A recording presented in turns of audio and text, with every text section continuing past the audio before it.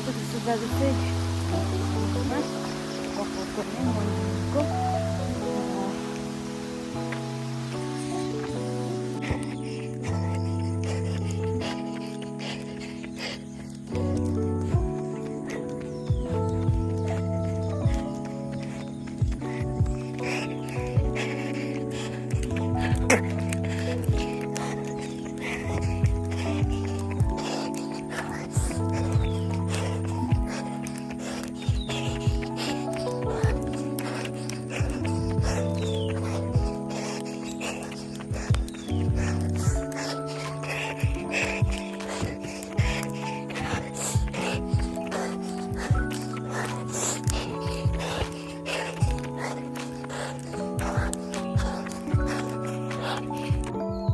म चाहिँ अहिले यहाँ माथि आइलको होटलमा आइसकेको छु है।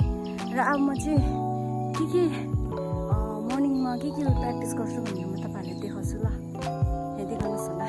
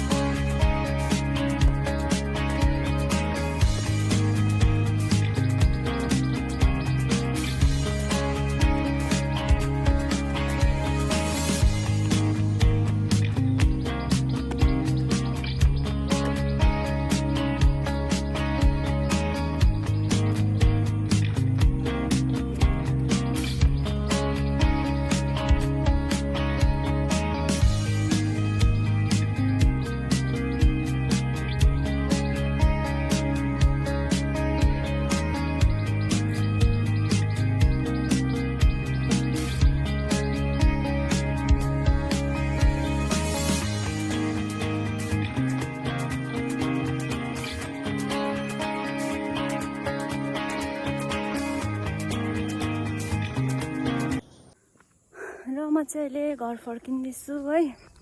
अनि अलिक ढिलो पनि भयो, 6:30 हुँदैछ।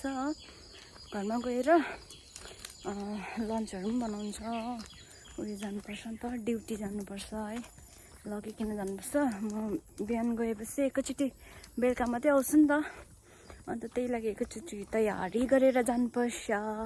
किनभने म चाहिँ बजारको मतलब त्यो बाहिरको त्यस्तो उयोहरू खाँदैन नि त, त्यति साह्रो खानु पनि हुँदैन। किनभने अहिलेको टाइममा सेफ्टी छैन हो, बाहिरको तपाईँहरू पनि नखानुहोस् र जति सक्दो आफ्नो घरमा बनाएको आफूले बनाएको खानुहोस् है।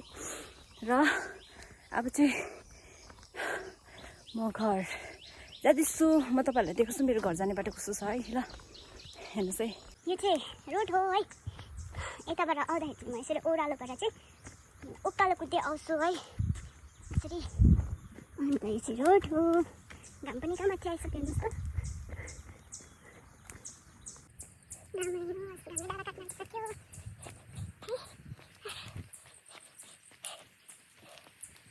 हाम्रो गाउँहरू चाहिँ यस्तो छ हेर्नुहोस् है, एकदम गुवाबारीले भरेको छ है। किनभने हाम्रोमा चाहिँ सबैभन्दा बेसी प्रशस्त पाइने भनेको चाहिँ सुपारी हो नि त। सुपारीको नै बिजनेस, सुपारीको खेती हुन्छ यहाँ हाम्रो गाउँमा चाहिँ है।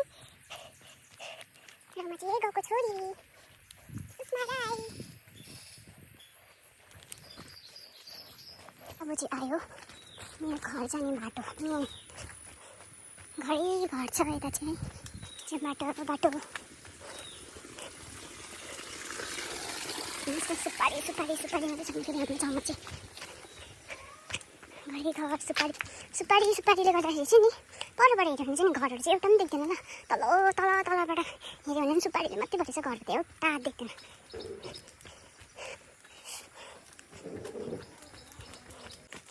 दाउरा कटिरो यस्तो छ बाटो चाहिँ हाम्रो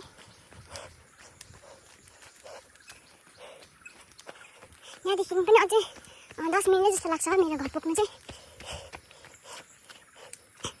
आई लभ गोरुबथानदेखि चाहिँ हाम्रो घर अलिक टाढै छ नि त 10 मिनट जस्तो लाग्छ हो र म चाहिँ घर जाँदैछु हो अनि आज चाहिँ अलिक ढिलो पनि भयो भोलिदेखि चाहिँ अलिक छिटो आउनु पऱ्यो आज चाहिँ 5 बजी आएँ नि त म अलिक छिटो आएको भए चाहिँ अलिक छिटो हुन्थ्यो होला पनि भयो प्लस घरमा गएर पनि धेरै काम छ हो घाम पनि कहाँ पुगिसक्यो हेर्नुहोस् है ओह आयो थाक्यो